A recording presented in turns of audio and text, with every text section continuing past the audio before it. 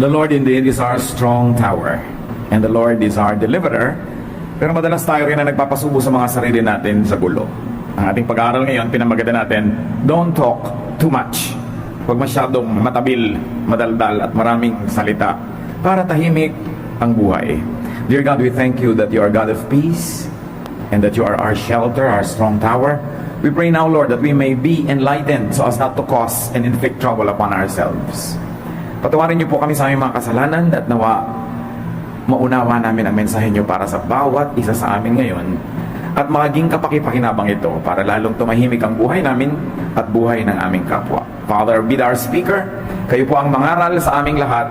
Ituwid niyo po ang aming mga kalikuan. Ganon din na nanalangin kami, Panginoon, na palakasin niyo po ang aming mga katawan, pagalingin niyo po ayon sa iyong kapangyarihan ang aming mga karamdaman, maging karamdaman ng mga mahal namin sa buhay. At daw maging payapa, tahimik ang aming kalooban ngayon at mapagtuunan namin kayo ng pansin na walang kaagaw at maturuan niyo po kami sa makapangyarihang paraan. Nananalangin kami, nagpapasalamat sa ngalan ng iyong anak na si Jesus. Amen. Don't talk too much. Gaano karaming beses na po na tayo nalagay sa gulo dahil sa kadaldalan. Maybe kadaldalan natin o kadaldalan ng ibang tao. Mark 1:40. A man with leprosy came to Jesus and knelt down. He begged, "You have the power to make me well, if only you wanted to." The man was gravely needy. There was only one person who could help him completely, and that was Jesus. Sabi niya, "You have the power." Kinilala niya, nananalig siya at wala siyang duda na kaya siyang pagalingin ng Panginoon. Mark 1:41-42. Jesus felt sorry for the man, so he put his hand on him and said, "I want to. Now you are well." At once the man's leprosy disappeared, and he was well. So Jesus touched the leper, healing him, but joining him in his space and situation. Pagka po tayo tumutulong, tayo naapektuhan, hindi pwedeng hindi. Pag tayo nagbibigay, tayo nababawasan. Pag tayo ay nagpapatawad, tayo ay merong tinatanggal mula sa ating sariling kapakanan tungo sa iba. In touching the leper, Jesus made himself unclean. At least ceremonially, because to touch a leper would render one unclean. And in touching the leper, Jesus gave power away. Isang example po ng ganitong power na nawawala pag ibinibigay, Mark 5:28-30. The woman said to herself, "If I can touch and just touch his clothes, I will get well." As soon as she touched them, her bleeding stopped and she knew she was well. At that moment, Jesus felt power go out from him. He turned to the crowd and asked, "Who touched my clothes?" Ganon na lang ang pananalig ng babae na pag nahawakan niya ang mga damit o kahit malaglaylayan ng mga damit na suot ng Panginoon kasi layers yung mga damit na yun gagaling siya. But what we see here is that healing drains the healer. Naramdaman ng Panginoon, lumabas ang kapangyarihan mula sa kanyang katawan at pumunta naman sa katawan ng babae na pakinabangan niya. Giving drains the giver. Mark 1:43-44. After Jesus strictly warned the man, he sent him on his way. He said, "Don't tell anyone about this." So balik na tayo sa kwento ng leper. Matapos gumaling yung may ketong na ito, sabi ng Panginoon, huwag na huwag mong maipapamalita itong naganap. Keep quiet. Jesus had his reasons but did not elaborate. Givers have the reasons for wanting to be anonymous and discreet. May mga givers na gustong i-announce yung giving nila at yun ang sabi ng Panginoon, huwag ka dapat ganun. Pero may mga givers naman na gusto tahimik lang at huwag nang malaman ng iba. So unless the giver wants the giving to be announced, it is better to be silent about it. Why? Why be silent? To protect the giver from more requests, from abuse, from pressure, and unwanted attention. Natandaan ko nung high school days namin, meron kami isang production, stage production, and we were getting donors and sponsors, and we were printing souvenir programs, ilalagay din ang mga pangalan ng sponsor, donor, etc., etc. Then I remember this very particular respected professor who donated a lot of money and said, "Please do not put me on the list. Huwag niyo akong ilalagay sa mga donor, sponsor, whatever." At ako naman, I had the audacity to ask her, "Sige, Professor Gapud, bakit po ayaw niyong malagay yung pangalan niyo? Nag-donate naman kayo talaga." Sabi niya, di lahat ng makakatingin sa program, pag sila magpo-produce, pupunta rin sa akin. Hihingi rin ng donation. Kaya lang kita binibigyan kasi naniniwala ako sa cause nyo. But in every cause, not in every cause that comes my way. So may mga givers na tahimik ang gusto nila, hindi dahil humble sila, kundi dahil wise sila. Bakit mo nga nang pagmamakaingay? Ang isa sa mga pinakamalaking problema Pag nagkapera ka at alam ng marami, edi wala na silang ginawa kundi pag nasaan yung pera mo.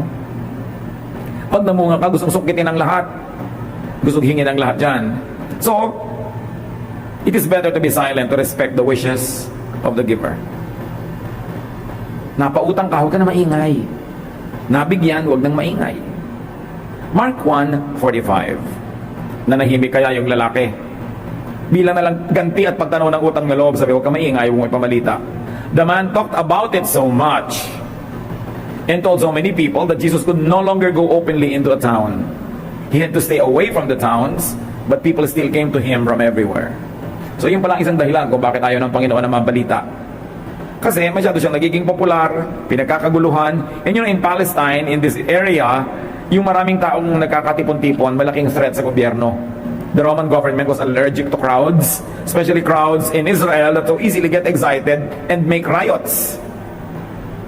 So hindi dapat masyadong napapansin. So sabi niya, don't talk. Pero anong ginawa niya? Lalo nagsalita. Pahamak na recipient. Kayo ba pahamak? Yung nabigyan na kayo, malalaman pa ng iba yung source, pati tuloy sila makikihingi. Nagkaroon na tayo ng benefit. Yung may mahabang pila, may isa kang kilala, sinenyasan ka na lang, na doon ka na lang sa kabila para maiksi o tutulungan ka niya. Kitang-kita pa ng lahat na pupunta ka doon, sunuran tuloy, napapahamak yung tumutulong sa'yo. May mga ganun eh.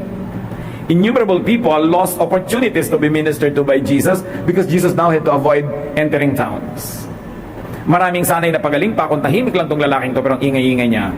Jesus was terribly limited. Of course, now we talk about it because Jesus can no longer be crowded about and around by so many people. Iba na kasi yung panahon. You can talk about it. But at that time, Jesus preferred that such miraculous events be kept silent. And besides, he did not want to be known as a miracle worker. He wanted to be known as a teacher of salvation, of an emancipator, somebody who set people free from the needless imprisonment to religion and tradition and many social expectations. Pero dahil naaawa siya, nagpapagaling din, pero hindi naman yun ang number one reason kaya siya nagpunta sa lupa. Nagpatayo siya ng mga iglesia, hindi naman ng mga ospital. Bagamat, gawain ng mga iglesia ngayon na magtayo ng mga yan, because we like the love of Christ to be extended to people, and besides, Jesus was really a healer. But at the time, he preferred to be left alone. Anong application niya sa buhay natin?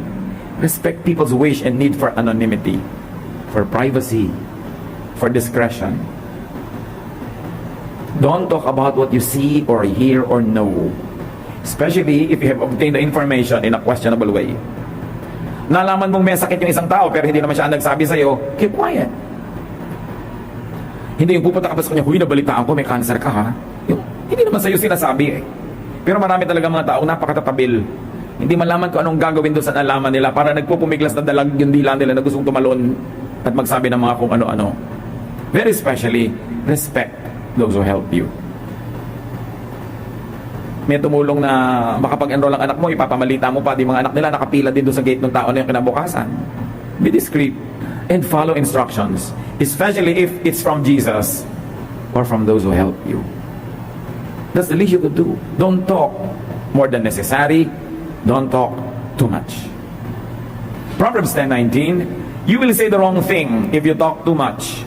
So be sensible and watch what you say. Yung kinumusta ka lang, kumusta, ikinuwento mo na yung buong medical history mo. Sa susunod, pag nakakasalubong ko ng tao na iniiwas na siya dahil ayaw ka na niya kumustahin dahil isang volume ang sagot. Dapat proportionate lang. Konting kinumusta ka, konting sagot. Konting may sinabi sa'yo, konting sagot. Malalaman nun kung gusto niya ng mahabang usapan magpaparamdam yung tao. Pero wag naman yung naging napakahirap ng pagsubok kung paano puputulin ang napakahaba mong dila. Don't talk too much. And sabi nga ng Proverbs, if you talk too much, chances are you will say the wrong thing. So sino ang napapahamak? Ano ang nasisira sa katabilan natin? Review the past. Gano'ng karaming tao napahamak dahil may nasabi tayong hindi dapat sabihin. Ephesians 4:29, do not let any unwholesome talk come out of your mouths, but only what is helpful for building others up according to their needs, that it may benefit those who listen. And very especially, it may benefit the subject, yung pag-usap mo. So we talk to build people up para sila gumanda ang pakiramdam, para umasenso ang kanilang karunungan, para umangat-angat ang kanilang kalagayan, Pero maraming beses baligtad ang dahilan o magiging bunga ng ating pagsasalita. May napapahamak, may napapahiya. At meron pa na napakagaling magsalita para lang i-prove na magaling sila sa repartee. That they could put people down with their tongue, and that they could silence everybody.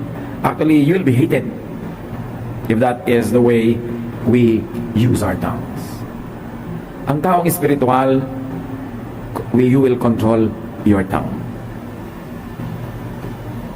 Proverbs 13:3, those who control their tongue will have a long life. Opening your mouth can ruin everything. So a loose tongue, sabi nila, all often gets its honor in a tight place. Maraming pinagsisisihan na hindi sana nangyari kung hindi lang nagsalita agad. Maraming mga damages ang hindi dapat nangyari kung maingat lang tayo sa pagsasalita. Now, it's not only our tongues that we should control. We should also help control other people's tongues. How? By not asking them. Yung merong taong gusto magkwento pero diniscourage mo na, so na-control mo rin yung tongue niya. Hindi ka na nagtanong, hindi ka na nagkusisa, hindi mo na in-encourage sa magkwento pa siya na magkwento. And when they begin to tell stories that should not be told, you can help control their tongues by not listening to them. You can change the topic, you can leave the room, or you can be direct and say, I really don't want to talk about these things. Then na-control mo rin sila. Proverbs 26:20, where there is no fuel, a fire goes out. Where there is no gossip, arguments come to an end. So may dalawa nag-aaway, kausap mo si A, may sinabi, pupunta ka kay B. Alam mo sabi ni A, siyempre si B naman sabi, may sasabihin din siya, punta ka naman kay A. Alam mo sabi ni B, hindi matapos-tapos yung gulo, ikaw pala yung nagpapalala. An open ear is fuel to the fire of talk. People must know. You must let people know that not every word they will say is welcome in your ears. Dapat nag-aalangan din sila magsalita ng makalaswaan, mga kapangitan, kapintasan, chismis in your presence. Respeto nila sa iyo yun. At dapat turuan natin ang mga tao magrespeto na in my presence, you cannot say just anything about just anybody because I will not allow it. Then you teach people to control their tongues. Sabi ng Ephesians 4:27, don't give the devil a chance. In many ways, in every way. Pagka merong eager, tapos ikaw naman willing makinig, you are giving the devil a chance to take over. An open ear is a great chance for talk to grow. So, hold your tongue from needless talk. Pamimintas na wala namang uuwian na mabuti para sa pinintasan o sa nakikinig. Pagrereklamo na hindi naman mag-i-improve yung situation, lalo lang tuloy naging na-discourage, nasiraan ng loob, o nawala ng gana sa buhay yung kausap natin. Close your ears for needless words. And there's one other thing. Forgive loose tongues. Gano'ng karaming beses na kayo nasaktan dahil may madaldal? Dahil may sinabing pangit, mali man o tama, pero pangit pakinggan at nakakasakit ng loob. Gano'ng karaming sama ng loob ang kinikimkim natin sa mga taong may sinabing hindi maganda laban sa atin o mga mahal natin sa buhay? You know what you should do? Learn from Jesus. Forgive. Forgive loose tongues. Sabi nga nila, they might not deserve your forgiveness, but you deserve your peace. And when you forgive, you become peaceful. So forgive. If you are not kind, forgive because you are wise. Kahit hindi nila deserve na mapatawad mo, deserve mong matahimik. At kung pagpapatawad lang ang magbibigay sa'yo ng katahimikan, ba't mo naman ipagkakait sa sarili mo yung katahimikan na yon? Minsan sa gusto natin makaganti o sa kaayawan natin magpatawad, tayo yung patuloy at paulit-ulit na nalulugi. Kasi tingnan natin yung sama natin ng loob, nagagalit tayo, nagkakasala tayo, nasisira yung ating mood, nawawalan tayo ng gana, nasisira yung creativity, at the end of the day you lose. Minsan ka lang ginawa ng mali, pero ting araw-araw aalalahanin mo yon. One day, every week, every day, every month, di 30 times ka nang nalugi. Eh kung 2 months, 3 months, ang dami-daming beses mo nang nalugi for one offense committed once. But every remembrance multiplies it. And it happens as if it just happened again. So yung pagpapatawad, lalo sa mga matadaldal, nanira, nagchismis, huwag na kayong umuwi ngayon na may dala-dala pang galit, ipatawad nyo na. Sabi nga natin, kung hindi kayo dahil mabait, kasi dahil matalino kayo. Kasi kayo rin yung nagdadala, kayo rin yung nahihirapan. May nagsasabi that speech is silver, silence is gold. At the right moments. So kung minsan, ang maibibigay lang natin sa ating kamag-anak, sa ating kaibigan, sa mahal sa buhay, the gift of our silence. Yung halimbawa, yung may mga sakit, alam mo naman na hindi pa gumagaling, alam mo naman na nagdurusa pa, naghihirap pa, pinipilit pa rin magpagamot, tapos lagi mo itatanong, how are you? It's a very thoughtless question. Because you know na hindi na siya well pa, anong ine-expect mong sagot? I'm not well. Edi that the question and the answer will make the person feel bad. And just going through the motions of explaining to you why the person is not well already adds burden to the patient or to the ones who care for the patient.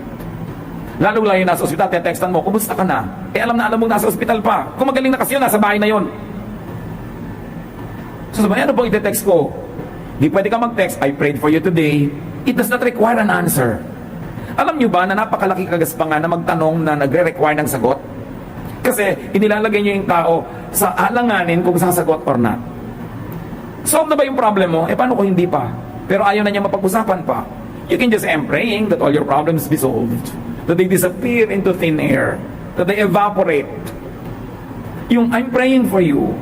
I remembered you today and wish you well. Mga ganun na lang, huwag na kayo magtanong. Bumalik na ba ang husband mo? Yung, bakit mo ako tinatanong? Kasama mo ngayon, ba't babalik sa akin? Diba? Yung mga ganyan-ganyang mga tanong na useless. Kung minsan naman hindi natin gustong manakit, hindi natin gustong mang-offend, di lang tayo nag-iisip na nakaka-open na pala yung mga style natin. So, buting tahimik. Don't always require an answer. Kahit mga anak nyo, darating sa bahay na para walang kakibo-kibo, medyo malungkot, magtatanong ka lang ng isang diagnostic question.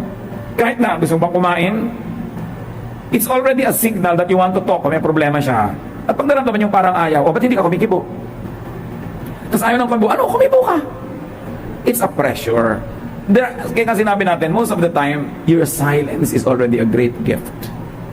Especially if any word you will say would only become judgmental or self-righteous, or it would be a pressure to the other person. Give the person the gift of your silence. You don't always have to prove that you know what's going on in people's lives. And that is a temptation why many people talk and ask, because they want to prove that they know something. But you never get liked for being such a sleuth.